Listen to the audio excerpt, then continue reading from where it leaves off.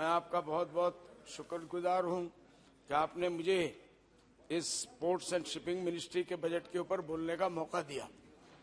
चूंकि हमारे सर्बानंद सोनोवाल जी मिनिस्टर वो हमारे इलाके से है, उसी इलाके से मैं MP बन के आता हूं, इसलिए उनके बजट में तो मैं खिलाफ कर ही नहीं सकता।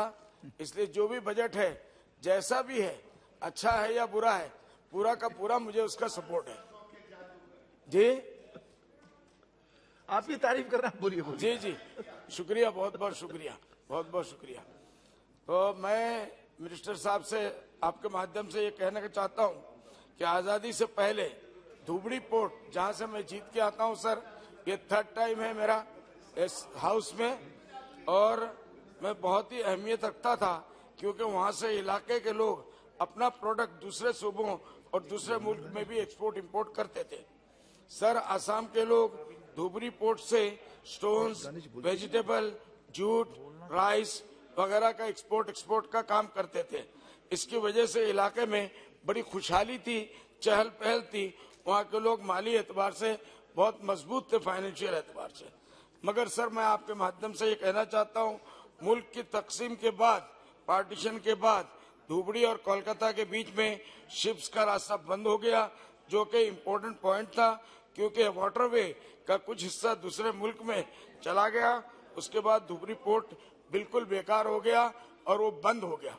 सर, मैं आपके माध्यम से इसका असर लोगों की जिंदगी पर पड़ा, उनकी माली हालात खराब हो गई और धीरे धीरे धुबड़ी और उसके आसपास के इलाके मुल्क के सबसे ज्यादा पिछड़ा हुआ इलाकों में से एक हो गया।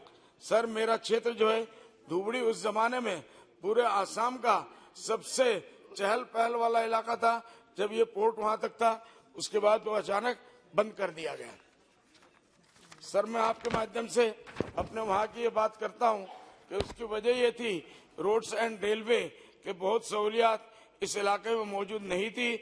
उसके साथ ही उसके जरिए सामान को दूसरे हिस्सों में पहुंचाना बहुत महंगा हो जाता था। दूसरे मुल्क में भी उसको भेजने की कोई सूरत नहीं थी, इसलिए उनकी माली हालत दिन ब दिन गिरती चली गई।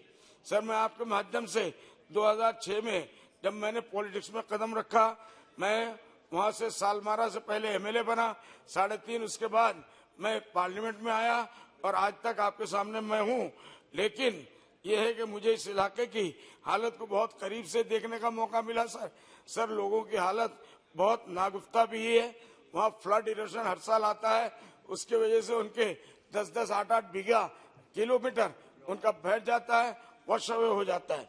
सर, इसीलिए कमजोर होते जा रहे। सर, आने वाले हर साल फ्लड और इरोशन उनको तबाह कर देते हैं। उनके घरों और जमीन को रिवर ब्रह्मपुत्र बहा कर ले जाते हैं। वहां जाने आने का कोई सही रास्ता ना होने की वजह से कोई भी वहां जाकर इंडस्ट्री के लिए अपना इन्वेस्टमेंट नहीं करता। सर, इस हाउस में आने के बाद मैंने जिन चीजों के बारे में मजबूती से मांग किया था, उसमें control of flood and erosion, बार बार मैंने इसके ऊपर कहा और आज भी फिर मैं सरकार से कहूंगा, फ्लड और इरोशन को बंद किया जाए। ये हमारे लिए देव है, हम लोगों को भिखारी बना रहा है।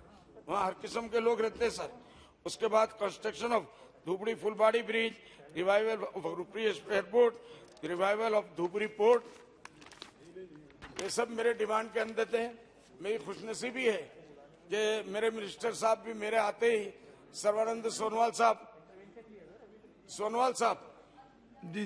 साहब तवज्जो चाहूंगा जी। ये हमारे बड़े भाई हैं या मैं इनका छोटा भाई हूँ। हम लोग दोनों जब भी मिलते हैं, लगते तो आप ही बड़े हैं वैसे जी। उनको तो कहना पड़ेगा सर, हमारे मिनिस्टर है, उनको हम थोड़ा नहीं लगाएंगे तो काम हमारा कैसे बनेगा। इतना तो करने का मौका दीजिए जी।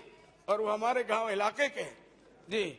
सर, इस इलाके में इसमें हाउस के इस बार उठाया और मुझे खुशी है कि सरकार ने धुबड़ी पोर्ट को रिवाइव करने के लिए फंड दिया और फिर उससे बिजनेस एक्टिविटी शुरू हुआ, जो मिनिस्टर साहब जानते हैं। सर, मगर अभी भी उसमें इम्प्रूवमेंट की बहुत जरूरत है।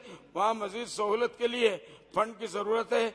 इसलिए मैं सरकार से मांग करता हूँ मिनिस्टर साहब के आपके माध्यम से कि वो इसके लिए फंड दे ताकि धुबरी पोर्ट एक बार फिर से इलाके के लोगों के लिए बिजनेस पॉइंट बने और इलाके के लोगों की तरक्की हो सके।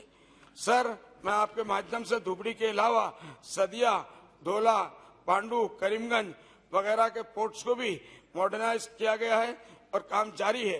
मुझे उम्मीद है कि हमारे मिनिस्टर साहब की निगरानी में ये सब जगह तरक्की करेंगे और कुछ ऐसा किया जाएगा जिससे वहाँ टूरिज्म को भी इसके लिए वो मिले, ताकि उन इलाकों के लोगों को। थॉमस जी सर आपने बहुत मौका दिया सब लोगों को, मुझे भी सर मिनिस्टर साहब हमारे इलाके कंक्लूड कीजिए। उनका अभी कंक्लूड कर रहा हूँ। तो सर पिछले दिनों ये हुआ कि शायद मिनिस्टर साहब के पास भी रिपोर्ट आया होगा, बांग्लादेश से कुछ जहाज आए थे जो पत्थर लेने जाते हैं यहाँ शाम से धुबड़ी वगैरह के इलाके से। वो धुबड़ी में उनके जहाज 4-5 जहाज फंस गए और उसमें बेचारे सैकड़ों मजदूर उसमें फंस गए। उनका ये हाल हो गया, सर्दी का मौसम था बहुत जबरदस्त, तो वो सर्दी की वजह से मर जाएंगे या भूख से मर जाएंगे। तो हमारे लोग कुछ 4-5 जहाज जब अटक गए तो लोग देखने चले गए, तो वो बेचारे रोए। मेरे पास भी टेलीफोन आया, तो हमने अपने लोगों को भेजा, उनको कंबल भेजा, ब्लैंकेट वगैरह भेजा। जी। तो मेरा ये कहना है कि आइंदा मिनिस्टर साहब इसका ख्याल रखे, जहाँ भी पोर्ट बन रहा है कि इस किस्म के हालात आइंदा ना आए, इमरजेंसी जैसे हमारे एम्बुलेंस वगैरह होते हैं वहाँ जाए और उसको मदद कर।